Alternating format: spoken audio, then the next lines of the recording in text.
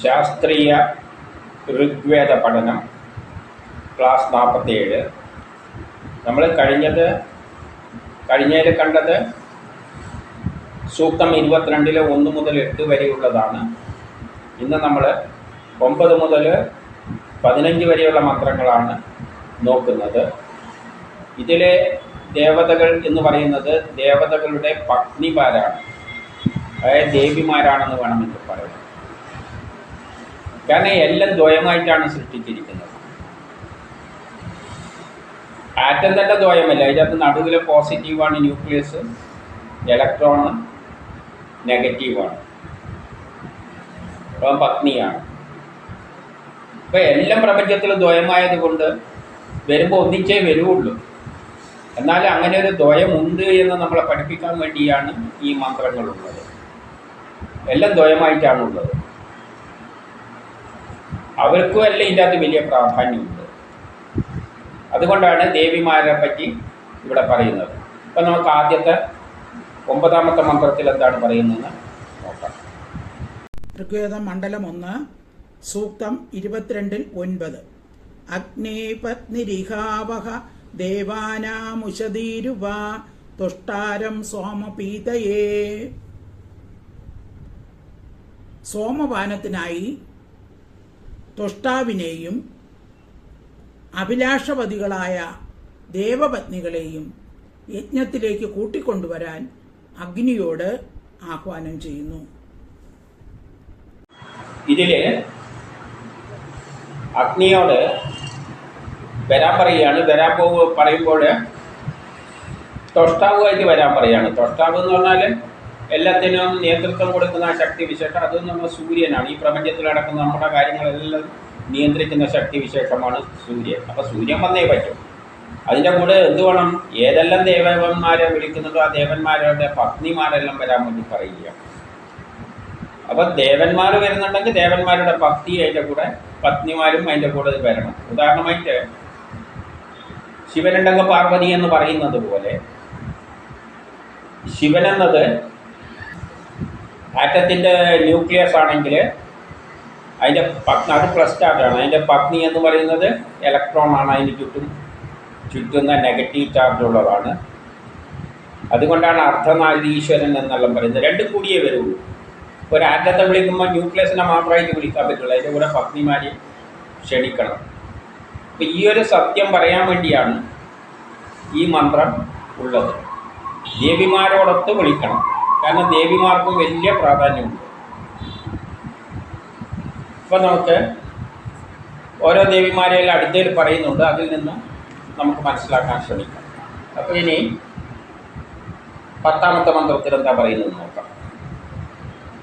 ഋഗ്വേദം മണ്ഡലം 1 സൂക്തം 22-10. ആഗ്ന ഇഹാവസേ ഹോത്രാമ്യവിഷ്ടഭാരതീം വരുത്രീം തിഷണാം വഹാം. ഞങ്ങളുടെ രക്ഷയ്ക്ക് വേണ്ടി ഹോത്ര, ഭാരതി, വരുത്രി, തിഷണ മുതലായ ദേവികളെ ഇവിടെ കൊണ്ടുവരാൻ യുവാവസ്ഥ പ്രാപിച്ച അഗ്നിയോട് പറയുന്നു. ഇവിടെ യുവാവസ്ഥ പ്രാപിച്ച അഗ്നിയോട്, യുവാവായിരിക്കുന്ന അഗ്നി. അപ്പോൾ അഗ്നി നല്ല കത്തി ജ്വലിച്ച് വന്നിരിക്കുകയാണ് കർമ്മം ചെയ്യാൻ. അപ്പം അതിൻ്റെ കൂടെ ആരോടുകൂടി വരാൻ പറയുകയാണ്? ഹോത, ഭാരതി, വരൂതി, ഭീഷണ മുതലായ ദേവികളെ ഇവിടെ കൊണ്ടുവരൂ എന്ന് പറയുകയാണ്. ഇവിടെ ഇതെല്ലാം ഭാരതി എന്നെല്ലാം പറയുന്നത് നദികളാണ്. വേദത്തിൽ നദികൾ എന്ന് പറയുമ്പോൾ ഛന്ദസ്സിൻ്റെ അടിസ്ഥാനത്തിൽ നമ്മൾ സാധാരണ നദികളാകാം. കാരണം നദീതടങ്ങളിലാണ് പല സംസ്കാരങ്ങൾ ഉടലെടുത്തത്. ഇപ്പം നദികൾക്ക് വലിയ പ്രാധാന്യമുണ്ട്. ആറ്റത്തിൻ്റെ അകത്ത് നദികളുണ്ട്. അതായത് ഓർബിറ്റാണ്. നദികൾ എന്ന് പറഞ്ഞാൽ ജലം ഒഴുകുന്നത്. പഞ്ചഭൂതങ്ങളിൽ ഖര, ദ്രവ എന്നെല്ലാം പറയുന്നതിന് വരെ ഭൂമി, ജലം എന്നല്ല പറഞ്ഞത്. അപ്പം ജലം എന്ന് പറയുമ്പോൾ ജലം പോലെയുള്ളത്, ഭൂമി എന്ന് പറയുമ്പോൾ ഭൂമി പോലെ കരമായത്, അങ്ങനെയാണ് അർത്ഥത്തിലെടുക്കുന്നത്. അപ്പം നദി എന്ന് പോലെ നദിയിൽ കൂടി ഒഴുകുന്നത് പോലെ അങ്ങനെ ഒഴുകുന്നത് എന്തുണ്ട്? വൈദ്യുതി ജലത്തിന് സമാനമാണ്, കമ്പിയിലൂടെ ഒഴുകുകയാണ്. ആറ്റത്തിൻ്റെ അകത്ത് ഓർബിറ്റുകളുണ്ട്. ആ ഓർബിറ്റിലൂടെയാണ് ഇലക്ട്രോൺ സഞ്ചരിക്കുന്നത്. അപ്പോൾ അത് നദിയാണ്. അങ്ങനെ ഭാരതി എന്നീ നദികളുണ്ട്.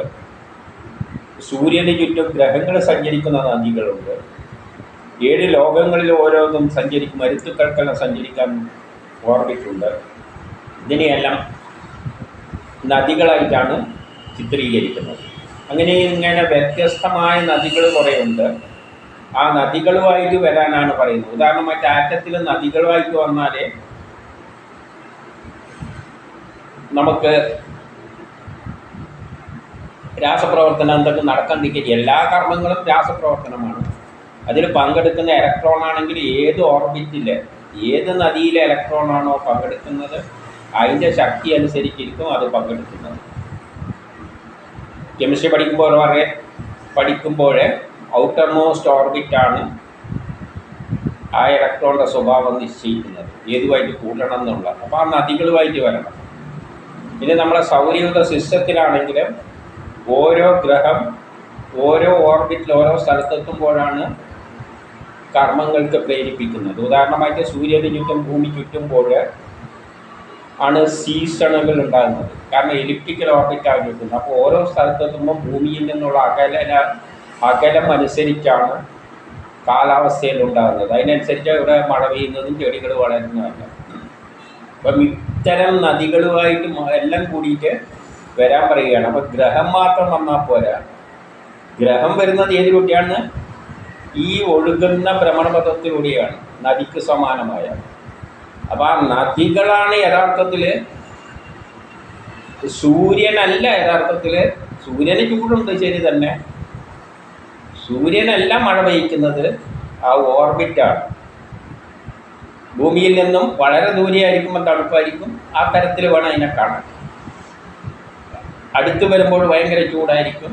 അപ്പോൾ സീസൺസിനെല്ലാം കാരണം ഈ ഓർബിറ്റാണ്. അല്ലാതെ സൂര്യൻ തന്നെയാണ്. ലേടി എത്തിയാലും സൂര്യൻ. പക്ഷേ ആ ഓർബിറ്റാണ് പ്രധാനം. അപ്പോൾ എന്ത് വരുമ്പോഴും അതോടുകൂടിയാണ് വരുന്നത് ആ ഓർബിറ്റ്. ആ നദികൾ, ഓർബിറ്റിനാണ് നദി എന്ന് പറയുന്നത്. അതിലൂടെയാണല്ലോ ഒഴുകുന്നത് എനർജി. ആറ്റത്തിലും മരുത്തുക്കൾ ഓർബിറ്റിലൂടെ പോകുന്നുണ്ട്. അപ്പോൾ അങ്ങനെയുള്ള മരുത്തുക്കളെ, ആ ഓർബിറ്റുകളുടെ പേരാണ് ഇവിടെ പലതായിട്ട് പറഞ്ഞിരിക്കുന്നത്. അപ്പം അതിലൂടെ വരുമ്പോൾ അവരെയും കൂട്ടിയിട്ട് വരണം. അപ്പോഴാണ് നമ്മളെ അത് സ്വാധീനിക്കുന്നത്. ഇനി 11 എന്താണ് പറയുന്നത് നോക്കാം. ഋഗ്വേദം മണ്ഡലം 1 സൂക്തം 22 11. അഭിനോ ദേവിരവസ മഹശർമ്മണ നൃപത്നീഹി അഛിന്നപത്ര സചന്താം. വീരപത്നികളും ദുരിതകാമിനികളുമായ ദേവിമാർ അവരുടെ രക്ഷണ സാമർഥ്യത്തോടുകൂടി നമുക്ക് ആശ്രയം നൽകട്ടെ. ഇവിടെ വീരപത്നിമാരാണ്. ഇവരെല്ലാം വീരപത്നിമാർ. ഒരാറ്റത്തിൻ്റെ ഓർബിറ്റുകളാണ് അതിൻ്റെ സ്വഭാവം നിശ്ചയിക്കുന്നത്. അതുകൊണ്ടാണ് പീരിയോഡിക് ടേബിൾ, പീരിയഡ് എന്ന് പറഞ്ഞാൽ ഭ്രമണപഥം ഉദ്ദേശിക്കുന്നത്. ആ ഭ്രമണപഥം നദിക്ക് സമാനമാണ്. സൂര്യന് ചുറ്റുമുള്ള നദികളിലൂടെ നദിക്ക് സമാനമായ പാത്തിലൂടെയാണ് ഈ ഗ്രഹങ്ങൾ സഞ്ചരിക്കുന്നത്. അപ്പം അതാണ് ഈ ഇവിടെയുള്ള എല്ലാ കർമ്മത്തിനും എല്ലാം ഉള്ള പിന്നിലുള്ള ശക്തി ആ ഓർബിറ്റുകളാണ്. അപ്പം നടുവിലുള്ള ന്യൂക്ലിയസിനെ പ്ലസ് ആയിട്ട് എടുക്കുന്നത് ഈ ഓർബിറ്റിനെയാണ് മൈനസ് ആയിട്ട് എടുക്കുന്നത്, പത്നിയായിട്ട് എടുക്കുന്നത്. ആറ്റത്തിലായാലും ഭ്രമണപഥത്തിലായാലും എല്ലാം. അപ്പം വീരപത്നിമാരാണ്. അവരാണ് ഇതിൻ്റെ എല്ലാത്തിൻ്റെയും പിന്നിലുള്ള. ഒരു വീട്ടിൽ തന്നെ ഒരു കാര്യമെല്ലാം നടത്തുന്ന ആരാണ്? സ്ത്രീകളാണല്ലോ. അപ്പോൾ ആ നിലയിൽ എടുക്കണം. ദ്രുതഗാമിനികളുമാണ്, വളരെ വേഗത്തിൽ സഞ്ചരിക്കുന്ന. ആ ഈ ഓർബിറ്റിലാണ് ഈ ഇലക്ട്രോണ് അല്ലെങ്കിൽ ഗ്രഹങ്ങളെല്ലാം വളരെ വേഗത്തിലാണ് സഞ്ചരിക്കുന്നത്. ആ സഞ്ചാരം അനുസരിച്ച് രാസപ്രവർത്തനങ്ങളും വളരെ വേഗം നടക്കും. ആ ഓർബിറ്റിൻ്റെ സ്വഭാവം അനുസരിച്ചിട്ടാണ് ഒരു ആസിഡും ബേസും കൂടിയിട്ട് ചേർത്ത് കഴിഞ്ഞാൽ ഭയങ്കര ചൂടുകല്ലായിട്ട് ടെസ്റ്റ് ട്യൂബിൽ ഇങ്ങനെ പതഞ്ഞു വരുന്ന കാണാം. അതെല്ലാം എന്തിനെ ആശ്രയിച്ചിരിക്കുന്നത്?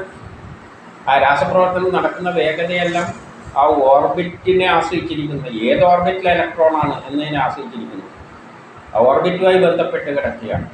അതുകൊണ്ട് അത് വളരെ വേഗത്തിൽ വരുന്നവരുമാണ്. ദേവിമാർ അവരുടെ രക്ഷണ സാമർഥ്യം, അതാണ് നമ്മളെ രക്ഷിക്കുന്നത്. അതിനെ ആഹ്വാനം ചെയ്യുകയാണ് നമ്മൾ.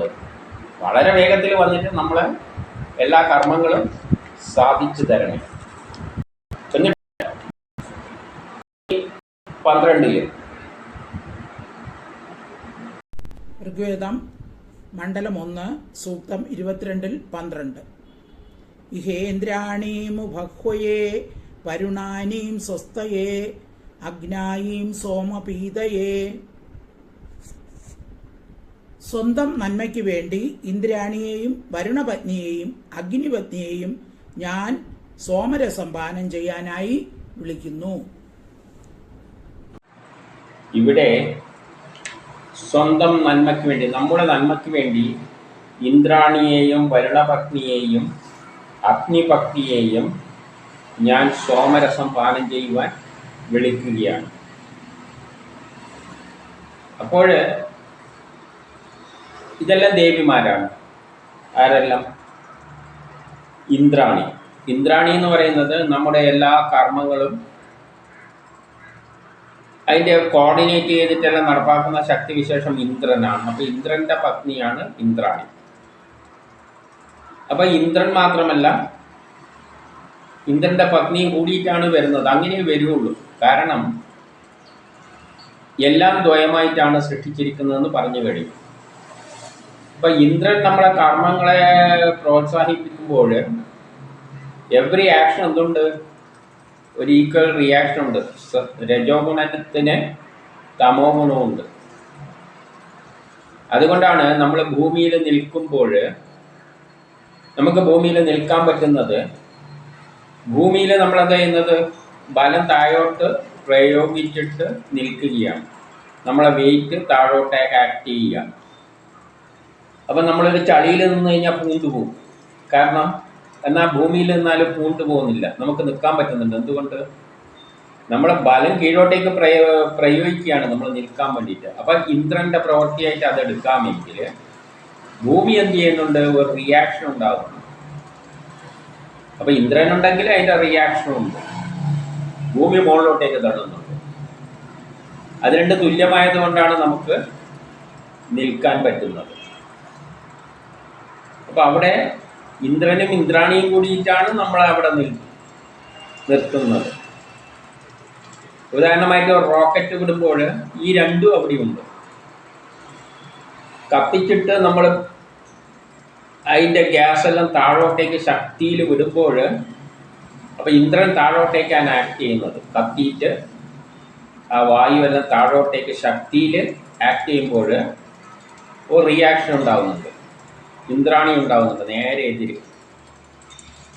അപ്പോൾ ഇന്ദ്രാണി എന്ത് ചെയ്യും? മുകളിലോട്ടേക്ക് തള്ളും. അപ്പോഴാണ് റോക്കറ്റ് പൊങ്ങുന്നത്. അപ്പോൾ എല്ലാ പ്രവൃത്തിയിലും ഇന്ദ്രൻ ഒരു പ്രവൃത്തി ചെയ്യുമ്പം അതിനെ ബാലൻസ് ചെയ്യാൻ വേണ്ടിയിട്ട് വേറൊരു ശക്തിയുണ്ട്. അതാണ് ഇന്ദ്രാണി. അപ്പം ഇന്ദ്രൻ വരുമ്പോൾ ഇന്ദ്രാണി അവിടെ ഉണ്ടാവും. ക്ഷണിക്കണം എന്ന് പറയുന്നത് നമ്മൾ ഇതിനെപ്പറ്റി മനസ്സിലാക്കണം എന്ന അർത്ഥത്തിലാണ് ഈ കാര്യം. ഇനി രണ്ടാമത്തത് വരുണപത്നിയെ വിളിക്കാൻ. വരുൺ എന്ന് പറഞ്ഞാൽ ഓർബിറ്റ് ആണെന്ന് നമുക്കറിയാം. ഈ ഓർബിറ്റിൽ തന്നെ 2 തരം സ്വഭാവമുണ്ട്. ചില ഓർബിറ്റിന് ഇപ്പോൾ ആറ്റങ്ങൾ കൂടിച്ചേർന്ന് 8 ആക്കാൻ വേണ്ടിയാണ് പുറത്തെ ഓർബിറ്റ്. 8 ഒന്നേ കുറവുള്ളൂ എങ്കിൽ അതിനെപ്പോഴും എടുക്കാനുള്ള ടെൻഡൻസിയാണ്. 1 കിട്ടിയാൽ മതിയല്ലോ. പക്ഷേ 1 മാത്രമേ ഉള്ളൂ എങ്കിലോ 8 ഉണ്ടെങ്കിൽ 1 കിട്ടിയാൽ മതി. എന്നാലും ഏറ്റവും പുറത്ത് 1 ഉള്ളൂ എങ്കിൽ 7 എണ്ണം കിട്ടണം 8 ആക്കാൻ വേണ്ടിയിട്ട്. ആ 7 എണ്ണമൊന്നും ഇവിടെ നിന്ന് കിട്ടാൻ പോകുന്നില്ല. വല്ലതിൻ്റെ അടുത്ത് 7 ഉണ്ടെങ്കിലും പിന്നെ 1 കിട്ടിയാൽ 8 ആവുമല്ലോ. അപ്പോൾ 7 ഒന്നും കിട്ടാൻ പോകുന്നില്ല. അപ്പം ചില ഓർബിറ്റിന്, ആറ്റങ്ങളിലെ ഓർബിറ്റിന് വിടാനുള്ള ടെൻഡൻസി ആണെങ്കിൽ ചിലതിന് എടുക്കാനുള്ള ടെൻഡൻസിയാണ്. ഇതുള്ളത് കൊണ്ടാണ് 2 ആറ്റങ്ങൾ കൂടിച്ചേർന്നത്. ഒരു ഓർബിറ്റിന് കൊടുക്കാനുള്ള ടെൻഡൻസി ഉണ്ട്, ഇലക്ട്രോൺ അധികമുള്ളത്. മറ്റേതിന് കുറവുണ്ട്, അതിന് എടുക്കാനുള്ള ടെൻഡൻസി ഉണ്ട്. അങ്ങനെയാണ് ഈ 2 ഓർബിറ്റുകളും തമ്മിൽ ചേരുന്നത്. എങ്കിലേ വസ്തുക്കൾ കൂടിച്ചേരുകയുള്ളൂ, രാസപ്രവർത്തനം നടക്കുകയുള്ളൂ. അപ്പോൾ കൊടുക്കാനും എടുക്കാനും ഇതിനാണ് ഒന്നിന് ഒരു ഓർബിറ്റിൽ നിന്ന് വരുണ സ്വഭാവമാണെങ്കിൽ കൊടുക്കാനുള്ള ടെൻഡൻസി ആണെങ്കിൽ മറ്റേ ഓർബിറ്റിന് എടുക്കാനുള്ള ടെൻഡൻസിയാണ്. അതുകൊണ്ടാണ് വരുണ പത്നിയായിട്ട് ചിത്രീകരണം. അപ്പം വരുണനും വരുണ പത്നിയായിട്ടുള്ള 2 ഓർബിറ്റുകൾ കൂടുമ്പോൾ ഒന്ന് കൊടുക്കും, മറ്റേതെടുക്കും, അവ തമ്മിൽ കൂടിച്ചേരും.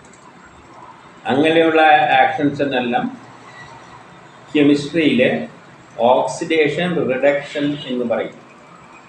ഓക്സിഡേഷൻ ഒരു സ്വഭാവം, റിഡക്ഷൻ അതിൻ്റെ നേരെ എതിരെ സ്വഭാവം. ഇത് രണ്ടും കൂടുമ്പോഴാണ് രാസപ്രവർത്തനം നടക്കുന്നത്.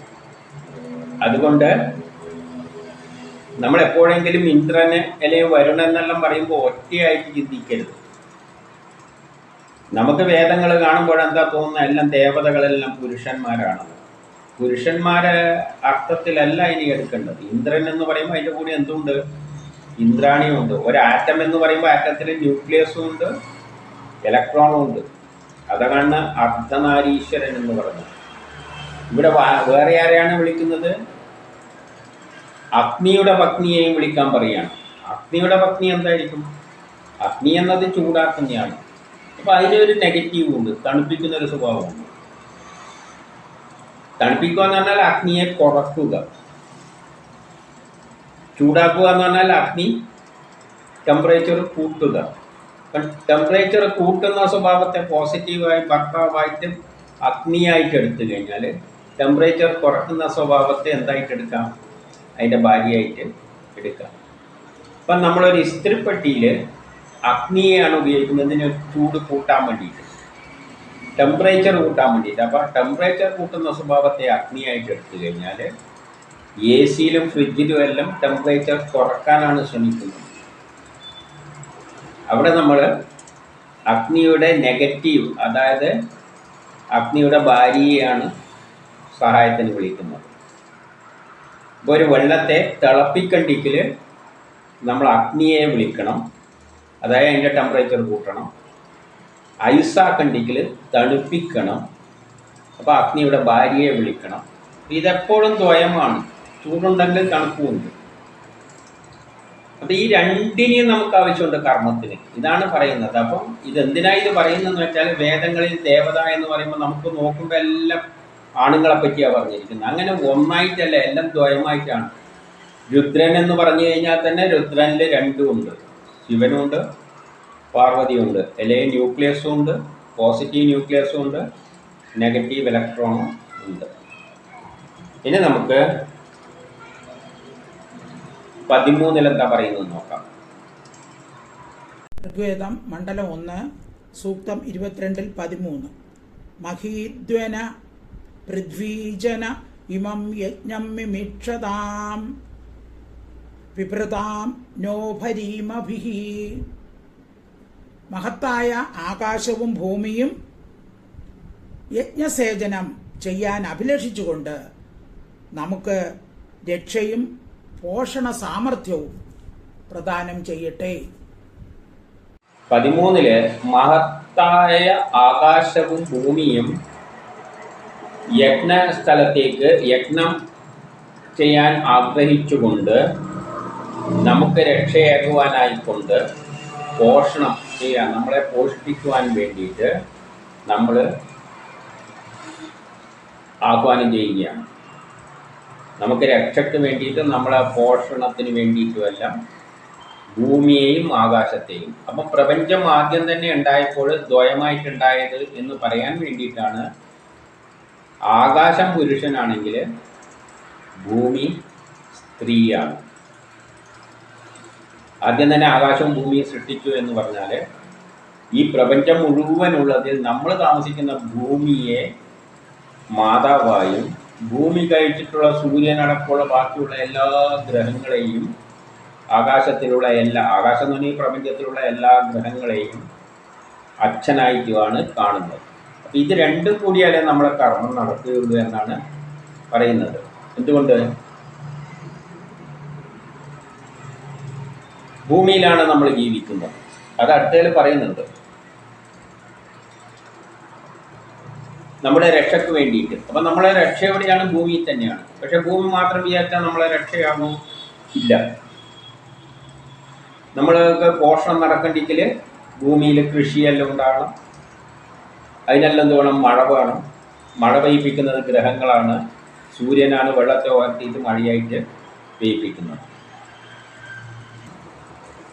അപ്പോൾ ഗ്രഹങ്ങളും ആകാശത്തിലുള്ള ഗ്രഹങ്ങളും മരുത്തുക്കളും എല്ലാം മഴ പെയ്യിപ്പിക്കുന്നത്. അതിലൂടെയാണ് ഭൂമിയിൽ സമൃദ്ധിയെല്ലാം ഉണ്ടാകുന്നത്. അപ്പോൾ ഈ രണ്ടുപേരെയും ക്ഷണിക്കുകയാണ്, സമൃദ്ധിക്കും നമ്മളെ രക്ഷയ്ക്കും വേണ്ടി. ഇനി 14-ാമത്തേത് ഋഗ്വേദം മണ്ഡലം 1 സൂക്തം 22-14. തയോരിത്കൃതപത്പയോ വിപ്രാരിഹന്തി ധീതിഭിഹി ഗന്ധർവസ്യ ധ്രുവേപദേ. ആകാശത്തിൻ്റെയും ഭൂമിയുടെയും ഇടയ്ക്കുള്ള ഗന്ധർവലോകത്തിൽ ജ്ഞാനികളായവർ ഭക്തിയോടുകൂടി നെയ്ക്ക് തുല്യം ജലപാനം ചെയ്യുന്നു. ഇവിടെ എന്താ പറയുന്നതെന്ന് വെച്ചാൽ, ആകാശത്തിനും ഭൂമിയിലും ഇടയ്ക്കുള്ള ഗന്ധർവലോകമാകുന്ന അന്തരീക്ഷത്തിൽ, അപ്പം അന്തരീക്ഷത്തെ ഗന്ധർവലോകം എന്ന് കാണാം. അവിടെ നെയ്ക്ക് തുല്യമായിട്ടുള്ള ജലപാനം നടക്കുകയാണ്. ജലപാനം നടക്കുക എന്ന് പറഞ്ഞാൽ, ഇവിടുന്ന് ഭൂമിയിൽ നിന്ന് സൂര്യൻ്റെ ആകർഷണം കൊണ്ട് അല്ലെങ്കിൽ മരുത്തുക്കളുടെ പ്രവർത്തനം കൊണ്ട് വെള്ളം ഉയർന്നിട്ട് അവിടെ അന്തരീക്ഷത്തിൽ ജലപാനം നടക്കും. ജലം അവിടെ പാനം ചെയ്യും. അവിടെ മേഘങ്ങളായിട്ട് രൂപാന്തരപ്പെടുന്നു. പിന്നെ ഒരു സമയത്ത് അത് നേരെ ഭൂമിയിലേക്ക് പതിക്കുന്നു. അപ്പോഴാണ് ഭൂമിക്ക് ഉന്നതി ഉണ്ടാകുന്നത്. പക്ഷേ ഉന്നതി ഉണ്ടാകണമെങ്കിൽ വെള്ളം എവിടെ നിന്ന് തന്നെയാണ് പോകുന്നത്? ഭൂമിയിൽ നിന്ന് തന്നെയാണ് ഉയർന്നു പോകുന്നത്. അപ്പോൾ അതിന് പങ്കെടുക്കുന്ന എന്താണ്? സൂര്യനാണ്. അപ്പം പിതാവും മാതാവും രണ്ടും കൂടിയിട്ടാണ് കർമ്മം നടക്കുന്നത്. അപ്പം അതിവിടെ പറഞ്ഞു വെക്കുന്നു.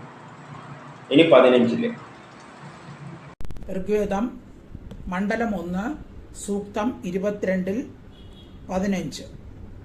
സ്വാനാ പൃഥ്വീ ഭവാനി നൃക്ഷരാ നിവേശനി യച്ഛാന ശർമ്മ സപ്രഥഃ.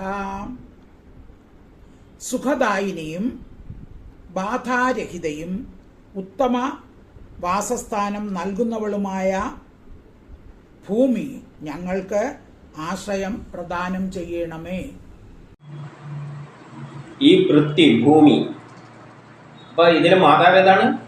മാതാവിനെ പറ്റിയാണ് ഇവിടെ പറഞ്ഞുകൊണ്ടിരിക്കുന്നത്. അപ്പോൾ ഇവിടെ മാതാവിനെ ഒന്നുകൂടി എടുത്തു പറയുകയാണ്. സുഖദായിനിയും, നമുക്ക് സുഖം നൽകുന്നത് ഭൂമിയാണ്. ഭൂമിയിലാണ് നമ്മൾ സുഖം കിട്ടുന്നത്. ആകാശമാണ് അതിനെ സഹായിക്കുന്നതെങ്കിലും നമ്മൾ സൂചിച്ചിരിക്കുന്നത് ഭൂമിയിൽ തന്നെയാണ്. ബാധാരഹിത, നമുക്കൊരു ബാധയെ ഏൽക്കാതെ, ഒരു ഉപദ്രവങ്ങളും ഏൽപ്പിക്കാതെ ഭൂമി നമ്മളെ സംരക്ഷിക്കുന്നു. ഉത്തമ വാസസ്ഥാനം നൽകുന്നു. നല്ല താമസിക്കാനുള്ള സൗകര്യങ്ങളെല്ലാം നമുക്ക് ഭൂമിയിൽ, അല്ല ആകാശത്ത് പോയി നമുക്ക് നിൽക്കാൻ പറ്റില്ല, നൽകുന്നവളാണ്. നിങ്ങൾ അതായത് ഭൂമി ദേവിയോട് പറയാണ് നമുക്ക് ആശ്രയം പ്രദാനം ചെയ്യണേ. അത് നമുക്ക് വേണ്ട എല്ലാ ആശ്രയവും ഭൂമി ദേവിയിൽ നിന്ന് കിട്ടട്ടെ. അപ്പം ദേവിമാരെ എല്ലാം എന്തിനാ ഇത് പറഞ്ഞതെന്ന് വെച്ചാൽ ഇത്രയാണ്.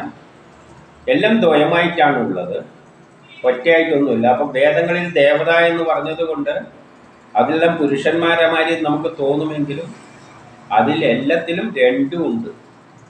ഒരാറ്റം എന്ന് പറയുമ്പോൾ, ആറ്റം എന്ന് പറഞ്ഞാൽ നമ്മൾ രുദ്രൻ എന്നെല്ലാം പറയുമ്പോൾ അതിലെന്തുണ്ട്? ദ്വയമാണ്. ഇപ്പം രുദ്രനിൽ നമ്മളെങ്ങനെയാണ് സാധാരണ രീതിയിൽ മനസ്സിലാക്കിയ അർദ്ധനാരീശ്വരണമായി. അപ്പം ആറ്റത്തിൽ നമ്മളെങ്ങനെയാണ് വരുന്നത്? ഒരാറ്റത്തെ ക്ഷണിക്കുമ്പോൾ ആറ്റത്തിൽ എന്തുണ്ട്? മെയിലായിട്ടുള്ള പോസിറ്റീവ് ചാർജായ ന്യൂക്ലിയസ് ഉണ്ട്, നെഗറ്റീവ് ചാർജായ ഇലക്ട്രോണുണ്ട്. അഗ്നിയെ വിളിക്കുമ്പോൾ അഗ്നിയിൽ എന്തുണ്ട്? ചൂടാക്കുന്ന സ്വഭാവമുണ്ട്.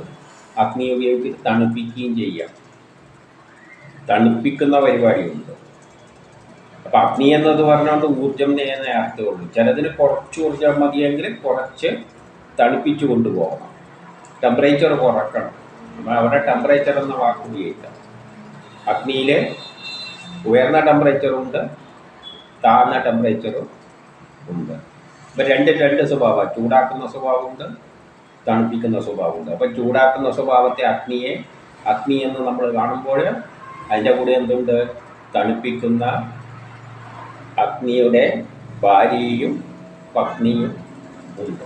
ഈ തരത്തിൽ വേണം എല്ലാ ദേവതകളെയും കാണാൻ. എല്ലാ ദേവതകളെന്ന് പറയുമ്പോൾ അതിൽ 2 ഉണ്ടെന്ന് മനസ്സിലാക്കണം.